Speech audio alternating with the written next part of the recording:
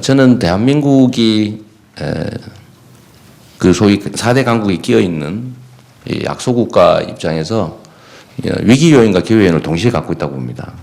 그런데 자칫 잘못하면 이게 위기 요인으로 작동할 가능성이 많죠. 가장 가깝게는 이제 구한말이 사실 그랬고, 좀 더 역사적으로 좀 소급해 본다면 이 외교 관계 실수로 전쟁을 여러 차례 겪습니다, 우리가. 국제적 역관계 변화나 특히 뭐 그때 당시에 중국의 내부 역관계 변화였죠. 거기에 제대로 대응하지 못해서 결국은 전쟁을 자꾸 겪게 됩니다. 지금 어렵지요. 어려운데 그래도 우리가 이 균형이라고 하는 걸 찾지 못하면 힘듭니다. 약소국이니까. 근데 균형을 잡지 못하고 여기저기 널뛰기, 그야말로 편향 외교 또는 널뛰기를 하게 되면 결론은 명확합니다. 이거는 이쪽 강대국이 요구하는 거 들어주고, 그러면 이쪽이 또 화내죠. 그럼 또 이쪽 거 들어주고, 그럼 또 이렇게 또 뜯기고. 이렇게 가야 되느냐, 아니면 이쪽의 요구를 이쪽의 힘을 빌어서 거절하고, 또 이쪽에서 얻을 거를 이쪽의 힘을 빌어서 얻고, 이렇게 갈 수도 있죠. 미세한 차이이긴 하지만 이게 운명을 가른다는 겁니다. 자주적 균형 외교, 국익 중심의 자주적 균형 외교라고 하는 것은 이렇게 강대국 사이에 끼어 있는 약소국가가 가져야 될 제일 중요한 원칙이죠. 지금까지는 나름 어느 정도 해왔다고 생각합니다. 근데 박근혜 정권 들어서 지나치게 중국에 접근했다가 미국의 심기를 좀 건드린 측면이 있고, 그러다 보니까 미국의 또 압력에 사실상 좀 사드 배치든 뭐 한일 군사 정보 보호 협정이든 뭐 이런 것들 또 양보하게 되고, 그러다 보니까 또 중국이 또 적대 관계로 전환되려고 하고, 또 그러다 보니까 사실은 어떻게 됐습니까? 사드 배치가 북한의 핵을 막기 위한 수단이다라는 얘기도 있었습니다만은 실제로는 북핵 미사일 개발 억제를 위한 국제공조가 중국의 태도 때문에 사실 좀 완화되고 있지 않습니까? 결국 대한민국의 안보는 북한이 상대적으로 좀 이익을 보면서 우리는 좀 손실을 보는 상황이 됐죠. 네, 이런 것들 때문에라도 우리가 원칙으로 좀 되돌아가야 된다. 그래서 일부에서 그런 얘기 하십니다. 그 미국이라고 하는 거대 강대국을 우리가 무슨 수로 요구하는 걸 안 들어줄 수가 있겠냐. 우리가 타산지석으로 좀 삼아야 될 것들이 있죠. 뭐 100% 잘했다고 할 수는 없지만 필리핀이 있지 않습니까? 필리핀이 그 인권 침해하고 뭐 이렇게 법 안 지키고 이런 것들은 좀 우리가 배울 바는 없는데, 한 가지 배울 거는 또 있는 것 같습니다. 지금 필리핀이 원래 미국과 70년 우방이었는데 지금 중국과 좀 관계 개선을 하다 보니까 미국이 필리핀에 대해서 태도를 좀 바꾸고 있는 것 같아요. 그 이전에 그 일방적인 관계에서 좀 상호 관계로 전환해 가는 느낌이 듭니다. 이걸 보고 우리도 좀 배울 바가 있죠. 우리가 중국에 대해서 그렇게 하자는 게 아니라 외교란 자기 중심을 뚜렷하게 가지고 한쪽에 너무 심하게 편향되면 안 된다. 그래서 저는 한미 관계 확대 심화 발전시켜야 되는 거 맞습니다. 우리의 우방인 거 맞고, 가장 강력한 영향력을 가진 우리의 가장 중요한 그 이웃 나라니까 뭐 당연히 맞는데, 그렇다고 해서 이게 종속 관계로 전환되면 안 되는 거죠. 또 일본과의 관계가 지금 되게 나빠지고 있는 것 같습니다.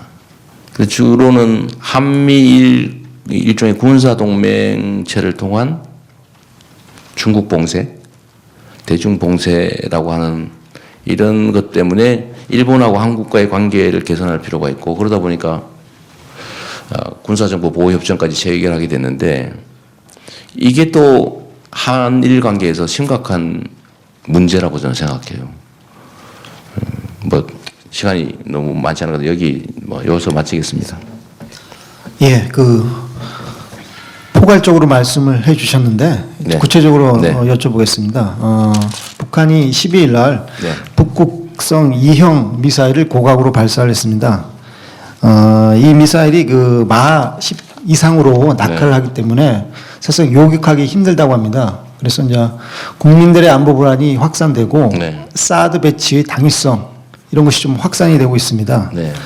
근데 안희정 지사하고 이제 시장님하고 이게 차별화되는 것이 사드 배치에 대한 어떤 입장입니다. 네. 안 지사는 기존의 한미 간의 합의를 존중하자고 하면서 사드 배치론을 주장을 하실 것이고 시장님은 파기를 주장하고 있습니다. 네. 그 입장에 대해서 혹시 변화를 내지 바꿀 생각은 없는지 아니면 확고히 계속 유지하고 계실 건지 좀 입장을 좀 말씀해 주십시오.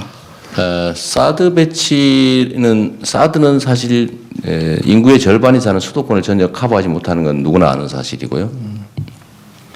더군다나 그게 아까 말씀드렸던 것처럼 북핵 개발 억제를 위한 국제 공조에서 이제 중국이 발을 빼대고 하기 때문에 사실 북한 핵 개발 억제를 위한 억제보다는 오히려 좀 완화시켜주는 측면이 있습니다. 그런 측면에서 우리 손실이죠.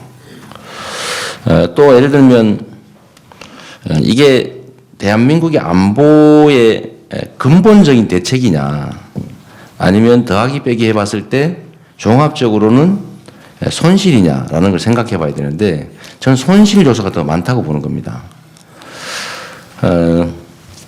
사드라고 하는 이 하나의 이제 무기 체계를 도입했는데 이게 지금 최대 제가 알기로는 48기인데 북한이 가지고 보유하고 있는 미사일이 최하 600에서 1000기 정도 된다는 거 아니겠습니까?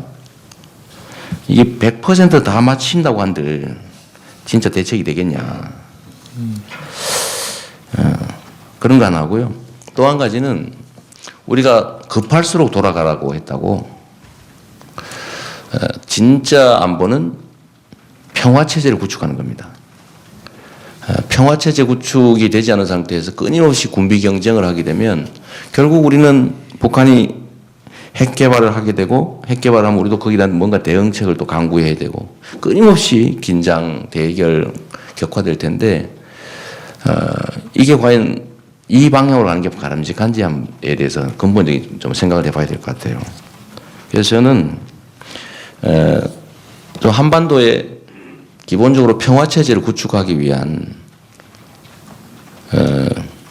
정전협정을 좀 평화협정으로 바꾸고 또 북미 북일 수교 좀 지원하고 이런 것들을 통해서 서로가 안보에 대한 또 체제에 대한 좀 안정감을 갖게 하는 게 중요하지 않겠느냐고 생각합니다.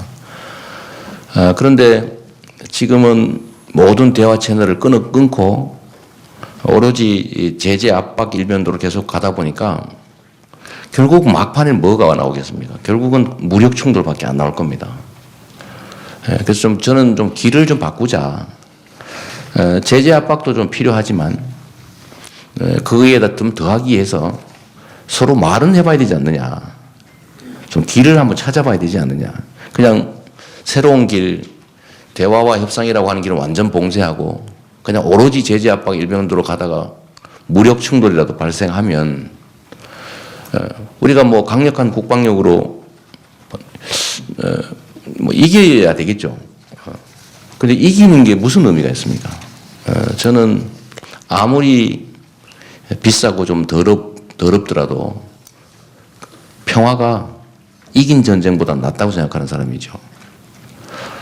그래서 좀 근본적으로 좀 평화체제 구축을 위한 노력을 좀 강화할 필요가 있다고 생각합니다. 제가 잠깐 보충 질문 드리겠습니다. 네. 지금 말씀하신 정전협정을 평화협정으로 바꾸고 북미하고 북일 수교, 그다음에 그런 과정을 통해서 주한미군 철수 이런 것들은 공교롭게도 100% 북한이 주장하고 있는 것들입니다. 그 북한의 주장이랑 어떻게 이렇게 똑같은 주장을 하시는지 궁금하고, 또 하나는 그 북한 핵이라는 게 원래 1994년 제네바 협정할 때는 이 정도로 심각하지 않았습니다. 북한 핵과 미사일이 엄청나게 고도화되고 수많은 말씀하신 대로 핵 무기 개수도 많아지고 미사일 탄도 굉장히 많아지고 한데 그 사이에 우리가 그에 맞는 방공망 체계를 갖추지 못했기 때문에 지금 사드 배치 얘기가 나오는 것인데, 그러면 평화라는 것도 서로 힘이 비슷할 때 서로 이렇게 눈치를 보면서 평화 체제가 만들어지는 것인데, 저쪽은 엄청나게 무기 체계를 만들고 있는데 우리는 외투를 다 벗고 아무것도 없이 평화하자라는 게 나이브하게 들립니다. 아주. 네. 사드만이 유일한 대책이냐? 그 KAMD라고 한국도 미사일 방어망 체계를 지금 구축하고 있죠. 그런데 사드에 의존하고 이게 중심적인 논의가 되다 보니까 사실은 우리한테 도움되는 방식이 아니라 우리한테 피해보는 방식으로 전개되고 있기 때문에 제가 그 말씀을 드리는 겁니다. 미사일 방어 체제를 만들지 말자는 게 아니죠. 근데 이게 북한에 대한 미사일 방어 체제라고 좀 명확하게 피차간에 이해되는 것이었다면 누가 문제를 삼았겠습니까? 오해가 생기고 있는 거죠. 최소한 오해. 그래서 그 오해가 생기지 않는 방향으로 우리가 대북 억지 체제, 또 예를 들면 미사일 방어 체제를 만들어 나갈 필요는 있습니다. 그걸 하지 말자는 건 아니니까 그런 오해는 안 하시면 좋을 것 같고요. 북미 북일 수교 평화협정 체결, 거기다가 미군 철수까지 얘기하는 거 봐서 북한이 얘기하는 거 똑같다. 이거는 좀 과한 지적 같고, 제가 미군 철수하자고 한 일이 없어요. 왜냐하면 뭐 우리 대한민국 방어에 도움이 되니까 뭐 그걸 굳이 철수해라라고 요구할 필요는 사실 없죠. 근데 너무 과다하게 그걸 이유로 우리가 과다한 부담을 안게 된다면 그건 좀 지나치다 뭐 그런 얘기였던 거고, 또 하나 이제 평화협정, 그다음에 정전협정을 평화협정으로 체결하는 게 필요하지 않습니까? 상대방이 주장을 하든 안 하든 간에. 정전협정을 평화협정으로 바꾸는 건 기본적으로 불가침 협정을 전제로 하는데, 그렇게 하게 되면 주한미군의 존재가 그 필요 없게 되죠. 아니 주한미군을 유지하기 위해서 평화협정을 유지해야 그 정전협정 체제를 유지해야 된다고 하는 건 좀 논리모순 아닌가요? 죄송합니다. 제가 물어보면 안 되는 건데. 그래서 아니 어떤 주제, 어떤 예를 들면 정책이 필요하면 하는 거지 상대방이 주장했으니까 안 한다, 이건 말이 좀 아닌 것 같습니다. 그래서 평화협정을 체결해야죠. 우리가 정전 상태, 아직 여전히 전쟁 중인 거를, 전쟁 상태를 종료하는 것은 우리에게도 필요하지 않습니까? 저는 그게 필요하다고 보고, 그러려면 미군 철수를 해야 된다고 하는데, 제가 알기로는 북한이 미군 철수를 전제 조건으로 처음에는 달고 있다가 나중에는 바꾼 걸로 알고 있어요.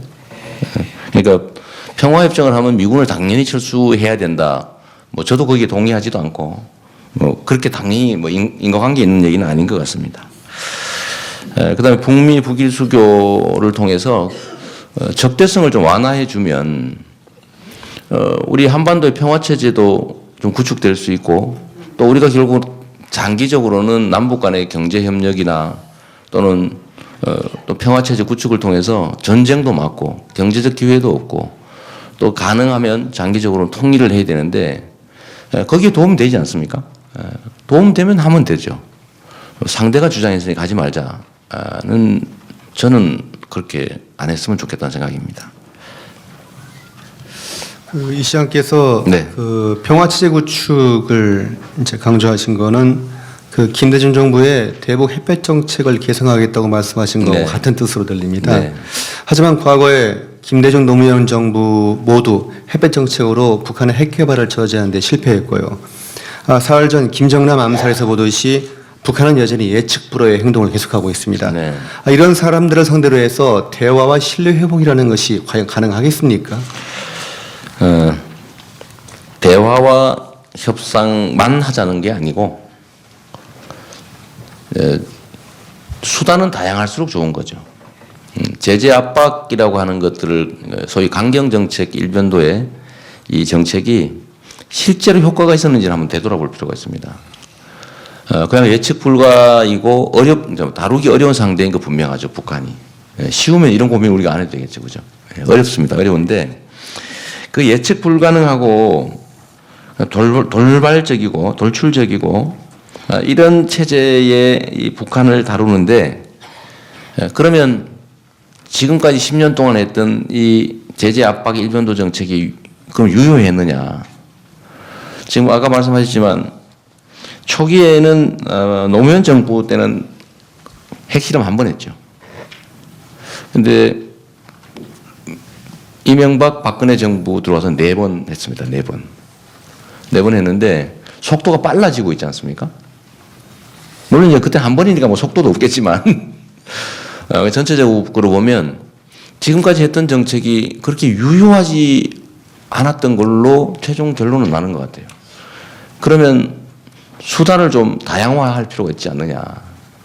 예를 들면 우리가 한반도 비핵화라고 하는 그야말로 우리가 모두가 동의하는 원칙, 그리고 지금 현재 북한이 어쨌든 핵 개발을 하고 있으니까 핵 개발을 동결하고 또는 축소하고 뭐 최종적인 단계로는 비핵화로 가는 우리가 가야 될 길이지 않습니까? 근데 그 길을 가는데 지금과 같은 방식으로 계속 압박만 해가지고 그게 가능하겠느냐? 뭐 그러다 결국은 안 되면 뭐 선제 타격 뭐 이런 얘기가 실제로 현실화되면 자칫 그게 한반도의 전쟁으로 비화될 수도 있지 않습니까? 그래서 제가 말씀드리고 싶은 거는 수단은 많을수록 좋은 거죠. 대화하고 협상하고 길이 혹시 있을지도 모르는데 그 길을 왜 포기합니까? 한번 해보자고요. 그것만으로 완전히 바꾸자는 게 아니고, 근데 그런 오해하는 분이 계시던데, 제재 압박은 다 포기하고 이제는 그 대화 협상에서 퍼주기 하자는 거냐? 뭐 이렇게 말씀하실 수 있는데, 저는 그렇게 바꾸자는 게 아니라 추가하자는 겁니다. 왜냐하면 우리의 기회를 늘리기 위해서죠. 길이 있는지 알아보고 혹시라도 있을 수 있는데, 아예 시도를 안 하면 그 길조차도 아예 없는 거죠. 저는 길을 만들어 보자는 겁니다. 예, 그 군 관련 공약에 대해서 하나 여쭙겠습니다. 지금 이 시장께서는 그 군 복무 기간을 10개월로 줄이겠다는 공약을 내놨습니다. 그런데 네. 육군 그 복무 기준으로 봤을 때 10개월로 줄이게 되면 이거 반토막이 됩니다. 근데 보통 남자가 군에 가서 병영 생활에 적응하고 주특기를 배우려면 한 10개월 정도가 걸리거든요. 네. 10개월로 줄이게 되면 뭐 입대하자마자 거의 뭐 제대하는 거는데 네. 그래서 너무 비현실적이라는 지적이 많이 나옵니다. 거기에 대해 반론이 있습니다. 네. 이게 이제 복무 기간 줄이는 것만 집중하다 보니까 그렇게 된 것인데 원래는 지금도 뭐 그렇게 발표되어 있습니다만은 제가 복무 기간을 줄이는 게 주 목표가 아니고 그야말로 군의 전문화를 통한 스마트 강군 양성이라고 하는 것의 이 부수적 결과 중에 하나가 복무기간 단축이었습니다. 제가 설명을 한번 드리면 우리나라 군인이 총 63만입니다. 뭐 몇천 단위는 제가 빼고요. 63만인데 원래 정부 계획에 의하면 지금 현 정부 계획에 50만으로 줄이게 돼 있어요. 50만으로. 13만을 줄이게 돼 있죠. 근데 못하고 있어요. 이건 제가 줄인다는 거 아닙니다. 혹시라도 오해하지 마시고. 그리고 우리나라의 장교와 직업 군인이 20만 정도 됩니다. 뭐 한 19만 어떻게 되는데 한 20만 정도 되죠. 그럼 의무 복무병이 30만입니다. 근데 이 43만인데 30만으로 줄이는 게 정부 계획입니다. 근데 그냥 줄이면 전투력이 좀 낮아질 수 있지 않습니까? 그래서 이 30만 중에서 10만 명을 전문 전투병, 무기, 장비 전문 요원으로 모병을 하자는 겁니다. 보수를 주는 준 직업 군인을 만드는 거죠.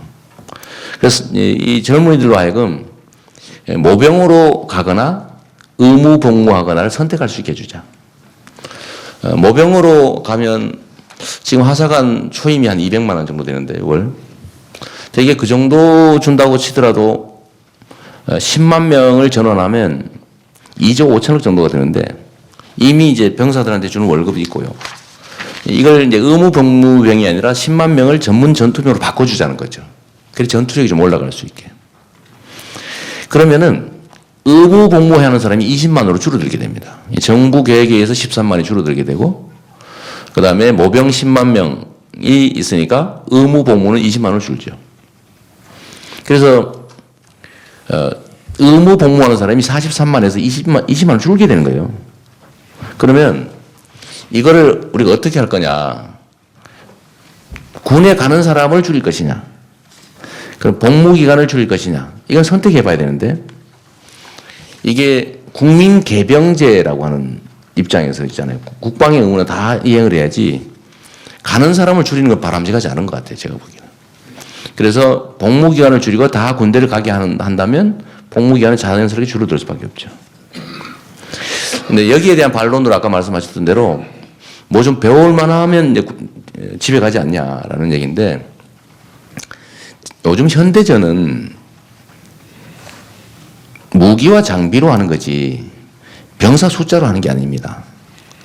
그리고 병사들 중에서는 직업군인 10만 있지 않습니까? 장교 빼고 예를 들면 뭐 하사관들 이 직업군인들하고 전문 전투 그다음에 무기 장비 전문병으로 주축을 삼고 20만은 보조 역할을 하는 거죠. 예를 들면 행정, 지원, 경계, 그 운전, 취사 뭐 이런 것들 말입니다. 근데 이거는 10개월 배워서 집에 가도 별로 안 아깝죠. 그래서 이제 그런 점들 다 고려해 본 겁니다.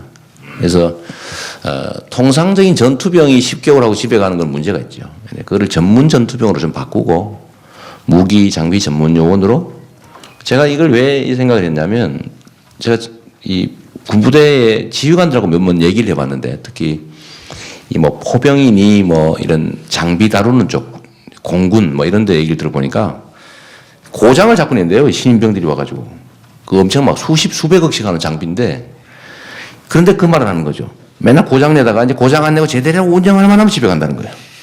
그래서 이거를 해결하는 방법은 결국은 군의 전문 요원을 키우고 그 안에서 직업 군인을 뽑고 이런 비용도 줄죠. 이게 오히려 군의 전투력이나 방위력을 올리는 데 도움이 되겠다라고 해서 만든 겁니다. 네. 네, 한 질문마다 이제 답이 길어서 그래요? 예. 짧게 하겠습니다. 짧게 죄송합니다. 짧게 해주시고 저희도 좀 주제를 바꾸겠습니다. 네. 제가 그럼 질문하겠습니다. 네. 그 이재명 시장님의 대표적인 공약 중에 하나가 기본소득입니다. 네. 그리고 기본소득에 대해서 그 지지하는 분들이 참 많이 있더라고요. 네. 그래서 이 기본소득을 보면 받는 사람이 그 토지 배당을 보상하면 거의 전 국민에 해당됩니다. 네. 그런데 이 재원이 들어가는 재원이 43조 원이고 문제는 제가 보기에는 그 부담을 400대 대기업 그 소득 10억 원 초과 소득자 6천 명 그리고 이 시장님 표현을 빌자면 1% 땅 부자들 수혜를 받는 사람은 전 국민인데 부담하는 사람은 지나치게 소수인 것 같다는 느낌이 듭니다. 그래서 그러면 이들이 그 부담을 떠안으면 예 그러면 이거를 써서 기본소득으로 하십시오. 매년 계속 드리겠습니다. 이렇게 할까요? 그랬으면 이전에 사람들은 왜 안 했을까요? 그러면 그 사람들은 편법을 써서 자기의 소득을 깎든지 임금을 깎든지 아니면 뭐 가격을 올리든지 집세를 올리든지 뭐 어떤 형태로든 하지 않겠습니까? 이게 화수분처럼 그렇게 계속 재원이 나올 수 있을까요?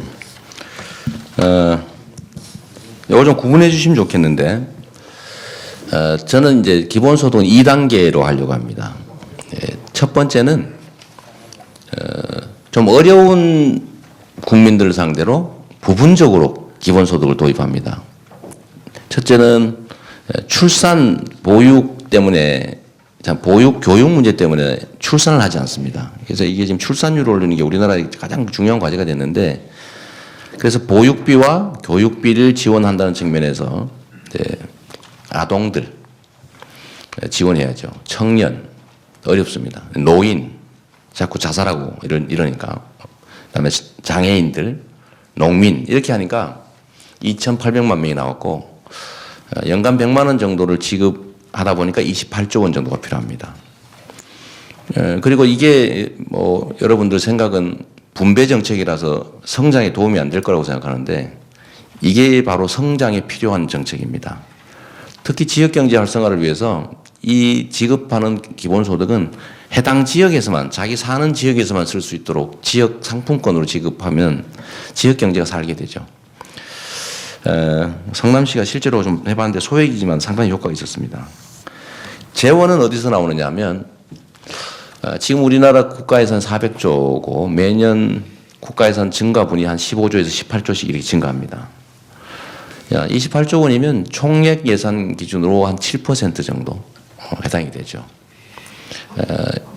예산은 사실은 철학과 의지 문제라서 만들려면 충분히 만들 수 있습니다.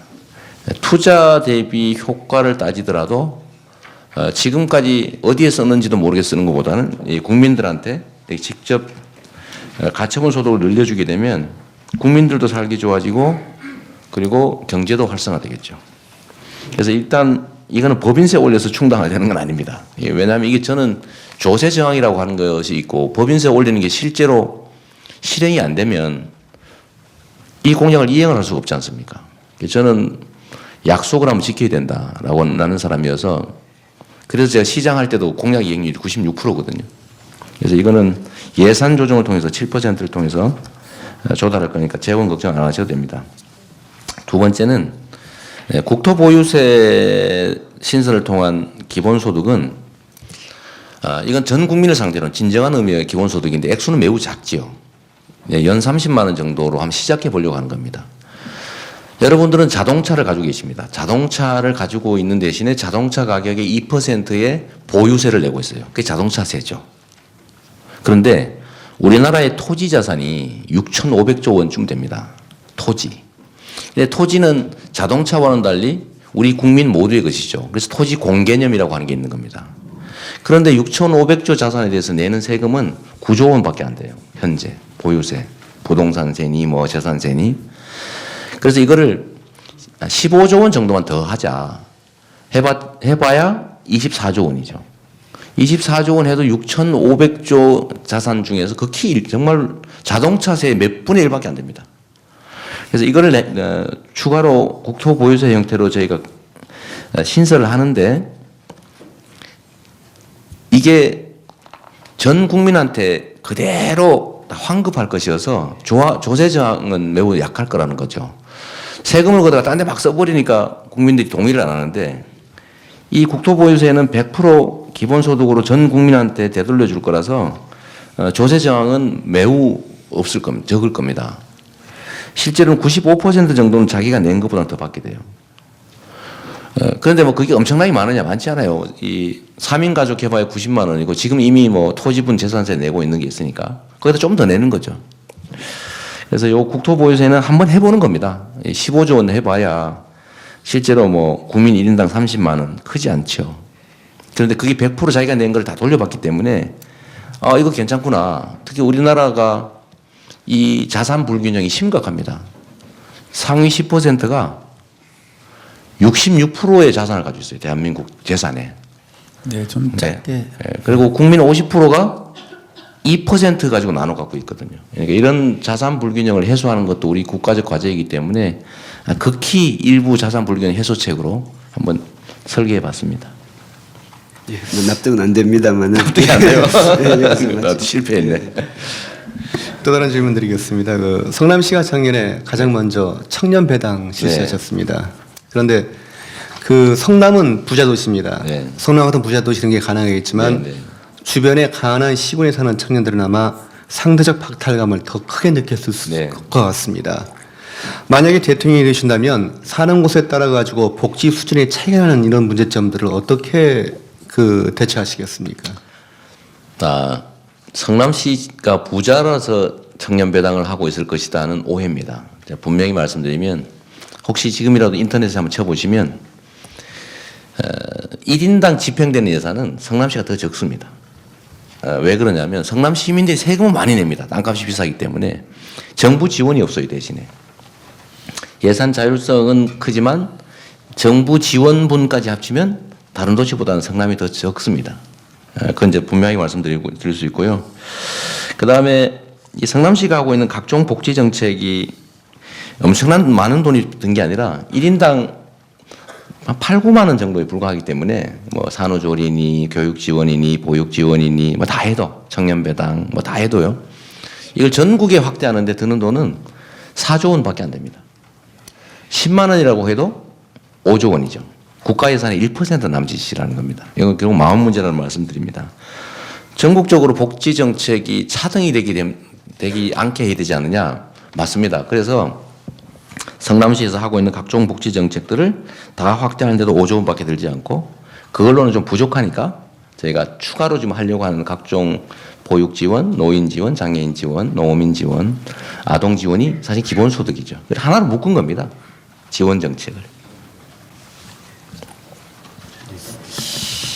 그 또 다른 질문인데요. 저기 엊그저께 그 현재 수감 중인 한상균 민주노총 위원장을 사면시킨 뒤 노동장관으로 임명하겠다고 했습니다. 예, 퍽 인상적이었고요. 뭐 그거 찬성하는 분들도 많습니다.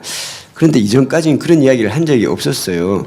그래서 혹시 대선 경쟁에서 화제를 불러일으키기 위해서 그런 말씀을 하신 건 아닌가 하는 의구심을 사실 떨치지 못했습니다. 언제부터 이런 생각을 하셨습니까? 제가 한상균 그 의장을 면회도 갔다 왔죠, 사실은. 저는 노동자들의 권익 향상을 위해서 싸우다가 좀 이 폭력적 양상으로 전환된 측면이 있어서 뭐 본인들이 한 행위에 대해서 책임을 져야 하긴 하겠지만 우리가 보다시피 이 촛불 국면에서는 아무도 다친 사람도 연행된 사람도 없습니다. 결국은 경찰의 과잉 진압도 하나의 원인이 됐다는 측면도 하나 있어요. 그런 것도 하나 있고 또 한 가지는 저는 소위 야권 연합 정권이 꼭 필요하다라는 생각 하나 있고 또 한 가지 거기 더한다면 노동부 장관 또는 노동부가 지나치게 노동에 대해서 좀 어쩌면 적대적이라고 표현할 수 있을 만큼 좀 노동 탄압적이라는 생각이 듭니다.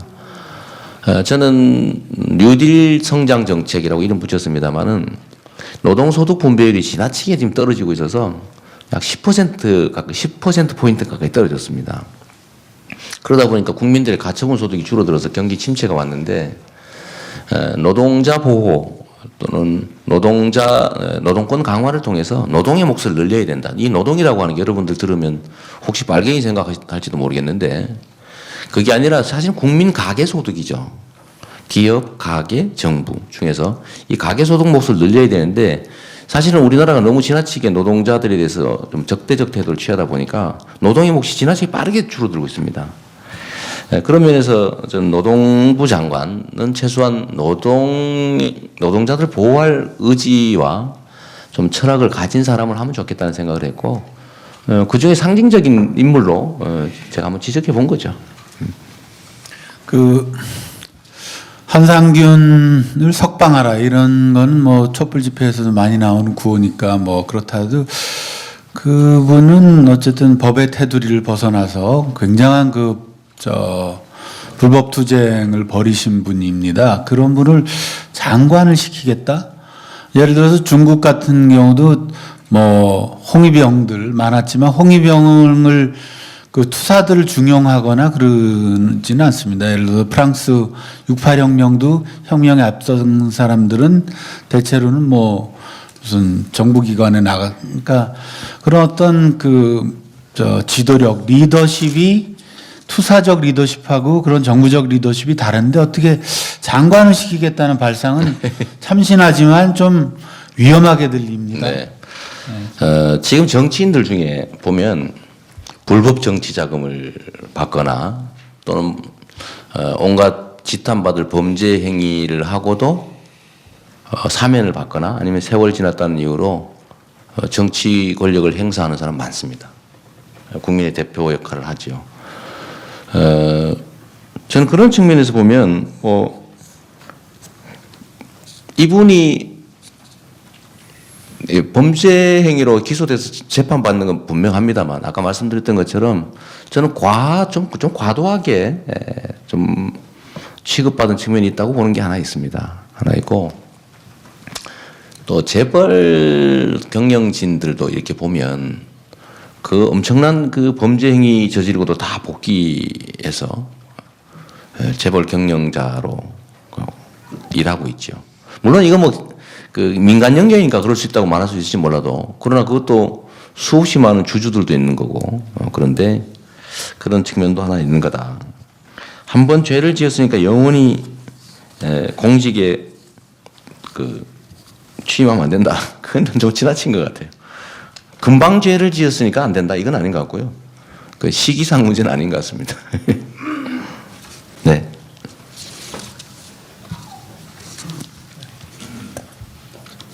예, 이 시장께서 작년에 그 신고한 재산이 23억 원으로 되어 있더라고요. 네.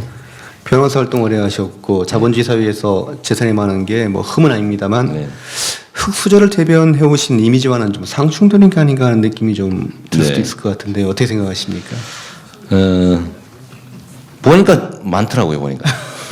근데 그 중에 절반은 집값이고요. 제가 분당에 IMF 때 집을 처음으로, 처음이자 마지막으로 집을 샀는데, 그때 이제 전세 살다가 바꿨는데 그게 꼭 재산 증가에 도움이 됐습니다. 되게 서글프더라고요, 사실은. 그렇게 재산 늘어나는 게. 그리고 뭐 제가 변호사로 열심히 일했고, 또 뭐 나름 평판이 뭐 있어서 또 어려운 사건들 또 많이 하고 해서 뭐 나름 열심히 일한 결과라고 생각해 주시면 좋겠습니다. 가끔씩 주식도 합니다. 지금도 주식 자산이 절반입니다. 제가 그 시장님이 시장이 쓰신 그 책을 들고 나왔습니다. 네. 예, 이재명 대한민국 혁명하라에 책이 있는데 이거 말고도 두 권의 더 책을 쓰셔 세 권의 네. 책을 쓰신 걸로 알고 있습니다. 근데 이제 대개 정치인들이 보시면 대피를 많이 합니다. 네. 직접 안 쓰고 이름만 이렇게 하는데 저는 그 시장님은 새정치를 하신다고 말씀하셨고 네. 새정치 하신 분들은 대피를 하면 안 돼. 직접 써야 된다고 생각합니다. 네. 근데 그 바쁜 시장을 하시고 그다음에 대선 활동을 하시면서 이 책을 쓰실 시간이 있으니 저는 개인적으로 굉장히 의문스러운데 직접 쓰셨습니까? 그 대한민국 혁명하라는 제가 주로 뭐 페이스북이나 이런 데다가 쓰는 정책안들이어서 그건 100% 제가 쓴 게 맞습니다. 그건 제가 다 직접 썼죠. 또 하나 9분팔 뭐 그거는 교수들하고 이제 정책 공부한 내용을 객관적으로 기록한 것이어서 서혜성 작가께서 주로 쓰신 거죠. 뭐 그렇게 표시되어 있습니다. 또 하나 이제 에세이집은 전문 작가들하고 같이 의논해서 제 얘기들 구술해서 쓴 게 맞습니다. 그것도 표기가 돼 있죠. 전문 작가 그냥 시장님 전환만 돼 있나요? 그 사실 제가 아직 못 봤어요. 예. 네. 아직 그게 나왔나? 며칠 됐나? 광고하고 있는 것 같긴 하던데. 네. 일종의 이제 그런 게 과거 정치인들의 관례인데 이제 그런 거를 없애자는 게 사실 새 정치죠. 예. 그 좀 부연 질문을 좀 드리겠습니다. 조금 전에 그저 시장님께서도 그 주식 투자도 좀 하신다고 그러셨는데 그 주로 이렇게 투자하시는 주식들이 대기업, 다시 말하면 재벌 기업들이더라고요. 삼성, 현대, 그걸 다 SK. 보셨어요? 그렇죠. 그 신고하시는 그 내역을 보니까요. 네. 근데 그 평소에 재벌에 대해서 굉장히 그 비판적이신데 투자할 때는 또 좀 뭐랄까 긍정적으로 평가하시는 게 아닌가 하는 생각이 들었습니다. 그게 또 오해죠. 제가 재벌 기업들을 그 폄하하는 게 아니고 재벌 기업들을 지배하는 재벌 가문들의 부당한 지배 행태를 제가 문제 삼은 거죠. 기업 자체가 아니고. 예. 그리고 제가 전에는 소위 소형주 투자했다가 엄청나게 손해를 보고 난 다음에 네, 농담이었습니다. 예, 제가 다른 질문 드리기 전에 먼저 한 가지 확인하겠습니다. 네. 두 아들이 명문대를 갔다고 하는데 맞습니까? 그냥 대학을 갔습니다.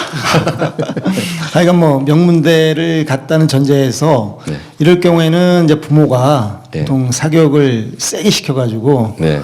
성공했다는 얘기를 좀 많이 듣고 그렇게 오해도 받습니다. 네. 그래서 지금 대선 주자들이 이 사교육 관련 대선 공약을 내놓을 때 관심을 네. 많이 끕니다. 네. 남경필 경기지사 같은 경우에는 과외 금지제를 네. 내놨는데 우리 시장님의 어떤 그 사교육 관련한 공약이 있으면 좀 소개해 주십시오. 저희도 뭐 열심히 연구는 하고 있는데 뚜렷한 답을 찾을 수 없어서 아직 발표된 건 없습니다.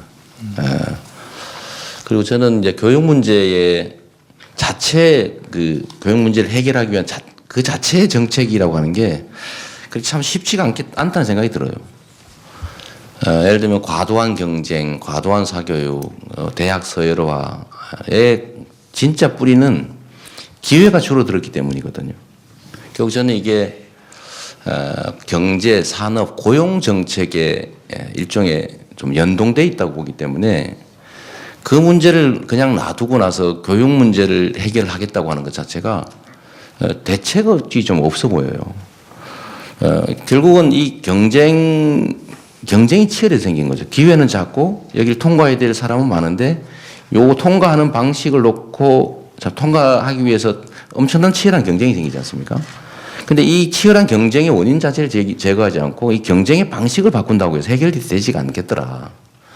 그래서 저한테도 우리 뭐 참모든 여러분들이 뭐 이런저런 정책 제안들 사실 많이 합니다. 예를 들면 뭐 대학을 뭐 정부 지원을 받는 뭐 공영형 사립대를 만들어서 또 공동 전형을 하고 뭐 이런 제안들도 많이 해요. 뭐 언젠가 저희도 발표하겠지만은 사교육 문제에 관한 나는 뭐 이재명 시장의 아들은 사교육 받았냐 안 받았냐 받았지요. 안 할 수가 없는. 사실 사교육 때문에 저는 집사람하고 좀 많이 다툰 편이에요.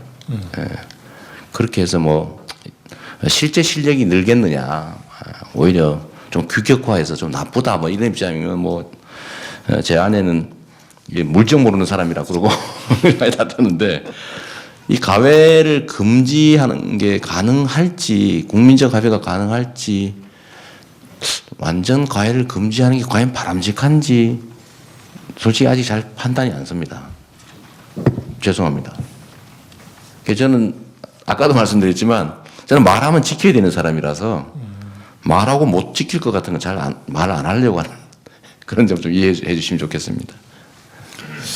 제가 이 질문을 드려야 될까 말까 좀 고민을 많이 했습니다. 좀 뭐 아주 민감한 질문인데 그 아직도 지금 그 형수님에 대한 그 막말 논란이 계속되고 있습니다. 그래서 저도 뭐 몇 번 들어봤는데 좀 이게 사회적 통념을 넘어서신 게 아닌가. 저도 뭐 그런 생각이 개인적으로 들었습니다. 네. 그래서 이 대통령이 되시고자 하는 분이 너무 쉽게 흥분하고 이런 분들이 좀 이 성정이나 품위가 좀 그런 지적을 받고 있는데 네. 시장님 어떻게 생각하십니까? 제가 아직 수양이 부족해서 그런 무리를 일으켰는데 죄송하게 생각합니다. 근데 뭐 굳이 변명을 하나 하자면 우리 그 형님 부부께서 좀 첫째로는 어머니하고 사이가 좀 안 좋으세요. 그리고 제가 취임한 후에 우리 그 형님께서 이제 시장형을 내세워서 시정에 심하게 많이 개입하셨습니다. 예를 들면 뭐 인사도 직접 하시고 업무 지시도 본인이 직접 하시고 나 시장 친형인데 누군데 실제로 친형이라고 표현하세요. 그래서 전화해서 우리 공무원들이 정말 힘들어해서 제가 공무원들한테 일체 전화 통화를 금지한다는 지시까지 내렸죠. 저를 만나기 위해서 시장실 앞에 농성도 하셨어요. 제가 안 만나줬습니다. 죄송하게도. 다른 어떤 민원인도 다 만나지만 형님을 만나주는 것 자체가 권력을 부여하는 것이어서 통제할 길이 없게 되겠죠. 그래서 뭐 많이 다퉜어요. 근데 그건 제가 다 참았습니다. 다 참았는데 결국 이 연원으로 어머니를 통해서 저한테 압력을 행사하다가 어머니가 또 그걸 거절하고 그러니까 어머니하고 많이 또 뭐 싸운다기보다 어머니한테 좀 해서는 안 될 폭언, 위협, 협박 뭐 이런 거 하고 결국 어느 날 어머니를 폭행했죠. 때렸죠. 어머니를 때려서 제가 그 어머니 폭행당해서 입원하시고 병원 가시고 이제 제가 집에 보니까 어머니 살림 아끼는 살림 다 부셔지고 이래서 제가 참기가 좀 어려웠습니다. 그러니까 뭐 분노 조절 못 한다고 하면 할 말은 없는데 하여튼 저는 제 손잡고 공장에 데려다 주시고 그리고 화장실 가서 남자들 화장실 이용하는 이용료 받으시면서 우리 7남매 키워주신 분인데 그 병 들고 몸도 못 가누시는 혼호 어머니를 두들겨 팬 형님 뭐 용서하기가 좀 어려웠습니다. 그래도 참았어야 되는데 우리 국민들께서 용서해 주시기 바랍니다. 제가 부족했습니다. 죄송합니다. 네, 그 플로어에서 여러 가지 질문이 나왔는데 시간 관계상 하나만 좀 소개를 해드리겠습니다. 아까 평화협정이 말씀을 하셨는데 평화협정이 평화를 보장한다는 것은 역사적, 경험적으로 사기극으로 판명되고 있다. 에리 프롬의 저서 건전한 사회 보면 BC 1500년부터 AD 1860년까지 세계 역사에서 영구적인 평화 보장을 전제로 하는 평화협정이 8,000건이나 체결됐으나 모두 2년 내 전쟁 재발로 이루어졌다. 1차 대전 이후에도 베르사유 조약, 베트남 평화협정, 중동 평화협정이 모두 전쟁 재발로 이루어졌다. 이에 대한 시장님의 견해를 다시 한번 밝혀주십시오. 이렇게 돼 있는데 저도 이제 좀 부연해서 말씀드리면 아까 평화협정 말씀하셨는데 북한이 평화협정을 체결하자는 주체는 우리 남한이 아닙니다. 미국하고 하자는 거거든요. 그러니까 그 평화협정이 체결되고 불가침 조약이 체결되고 그 사이에 우리가 그에 상응하는 군사력을 갖지 못하면 현재는 우리가 독립적으로 전쟁을 수행할 수 있는 능력이 없으므로 그러면 굉장한 위기 상황이 올 수도 있는데 곁들여서 좀 설명해 주십시오. 우리 사회자께서 제가 북한과 같은 주장을 하는 게 아니라는 걸 증명해 주셨네요. 감사합니다. 북한은 이제 미국하고 평화협정 하자는 게 맞죠. 휴전협정을 당사자였으니까 얘기하는 건데 저는 뭐 그건 그거고 남북 간의 이 정전협정을 좀 바꿔서 남북 간의 평화협정을 체결하게 하자 그 말입니다. 그러니까 북한하고 같은 주장을 한다는 얘기는 아닌 걸로 증명이 됐죠. 감사하고요. 물론 평화협정 자체가 뭐 국가 간 관계에서 협정이라고 하는 게 반드시 뭐 무슨 민사 계약처럼 법원에 의해서 강제되는 것도 아니고 하니까 그 뭐 깨면 그만이죠. 실제로 잘 안 지켜진다. 맞습니다. 맞지만 그래도 노력해야 되는 거죠. 제가 드리는 말씀 그게 모든 평화 조치, 평화를 보장할 거라는 뜻은 아닙니다. 남북 간의 관계가 지금 우리의 운명이 달린 일인데 실제로는 주변국의 처분에 맡기는 상황이 되고 있어요. 그래서 주변국의 처분에 우리의 운명을 맡길 게 아니라 우리가 우리의 운명에 관한 거니까 우리가 좀 주도적으로 남북 관계에 관해서 결정권을 좀 가지자라는 것이죠. 그런 방향으로 좀 하는 게 좀 필요하고 또 그러기 위해서는 가능하면 수단은 좀 다양화되는 게 좋겠고 또 길도 다양하게 뚫어놓으면 좋겠다. 시도하지 않으면 아예 가능성 자체가 없지만 시도하면 가능성은 생기지 않겠습니까? 그래서 우리가 할 수 있는 가능한 모든 수단들을 좀 다양하게 써보자는 취지로 말씀드린 것입니다. 기업과 가계, 소위 국민 이 3대 경제 주체 간에 원활하게 흐름이 형성이 돼야 경제가 그야말로 살고 성장도 합니다. 그런데 지금 지나친 불평등, 불공정, 또 격차 이런 것들이 경제 성장을 가로막고 있습니다. 과거에는 특정 소수를 중심으로 한 성장 정책이 소위 낙수 효과라고 해가지고 또 결국 모든 국가 구성원한테 흘러가게 된다라는 믿음 때문에 특정 소수 중심의 성장 전략을 취했던 것 같습니다. 그런데 이게 한계에 도달했다는 건 누구나 이제 알게 된 거죠. 이 소위 신자유주의의 천병이라고 보통 불려지는 IMF조차도 이제는 성장의 방식을 바꿔야 된다. 그것은 뭐냐면 공평한 기회와 공정한 경쟁을 통해서 또 국민들의 가처분 소득을 늘려서 구매력을 늘려야 정상적인 성장이 가능하다. 그래서 결국 이제 이걸 포용적 성장이라고 부르면서 좀 성장 정책을 전면적으로 좀 바꾸라고 권고하고 있습니다. 그래서 저희는 노동의 몫을 노동소득 분배율이라고 하는 게 지금 62.8%까지 떨어진 상태인데 과거처럼 80%는 아니더라도 약 70% 정도까지는 도로 올라갈 수 있게 해야 된다. 그러면 8% 정도, 7% 정도인데 그럼 한 100조 정도 넘는 거죠. 근데 묘하게도 이걸 잘 보시면 이 재벌 대기업들 또는 30대 재벌에 쌓이는 사내 유보금과 거의 비슷합니다. 그래서 저는 소위 초과 이익을 얻고 있는 법인들의 법인세를 좀 정상화하고 또 복지를 좀 확대하고 특히 복지를 확대하되 기본적으로 기본소득을 좀 지급하는 방식으로 하되 이걸 지역화폐로 지급해서 지역경제가 사는 방식으로 가면 이게 결국 경제성장 정책이다라고 저는 생각합니다. 그래서 노동자의 몫을 늘리고 즉 가계소득을 늘리고 정부의 복지 지출을 늘리고 또 격차를 좀 줄여나가고 불공정하고 불평등한 현실을 조금씩 개선하면 모두는 아니겠죠. 다수가 그래도 행복한 희망을 가지는 세상이 될 수 있지 않을까 싶습니다. 저는 평생 나름대로 공정한 세상을 꿈꾸면서 살았습니다.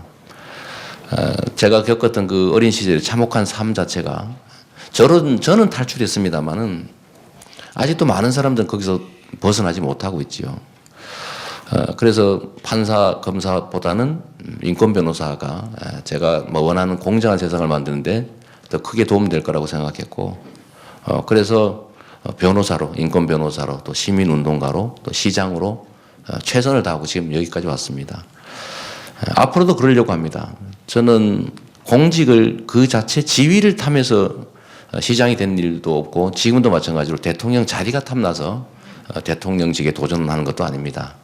제가 원하는 것은 제가 바라는 그야말로 공정한 세상, 모든 사람들이 공평한 기회를 누리고 공정한 룰을 통해서 자기가 기여한 만큼, 자기가 만든 만큼 합당하게 가지는 그런 상식적인 사회를 만드는데 대통령의 권한이 훨씬 더 유용하기 때문이죠.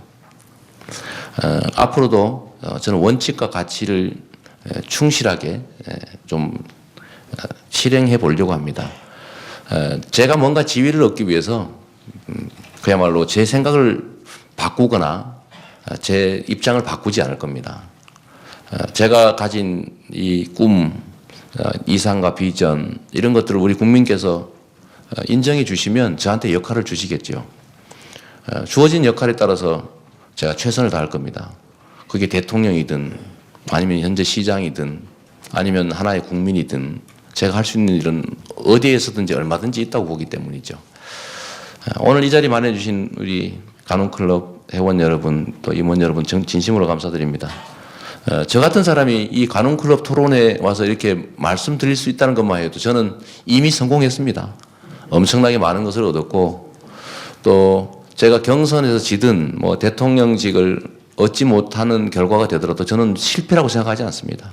이미 제가 우리 사회에 하고 싶은 이야기, 기본소득, 복지의 확대, 공정사회 이건 많은 분들이 의도하든 하지 않든 얘기하게 됐습니다.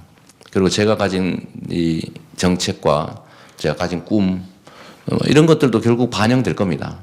그래서 후보가 못 되든 아니면 대통령이 못 되든 결코 그게 실패가 아니기 때문에 현재 상태에서 제가 최선을 다하려고 합니다. 그러나 저는 제가 후보가 될 거고 또 대통령이 될 거라고 믿고 최선을 다하겠습니다. 감사합니다.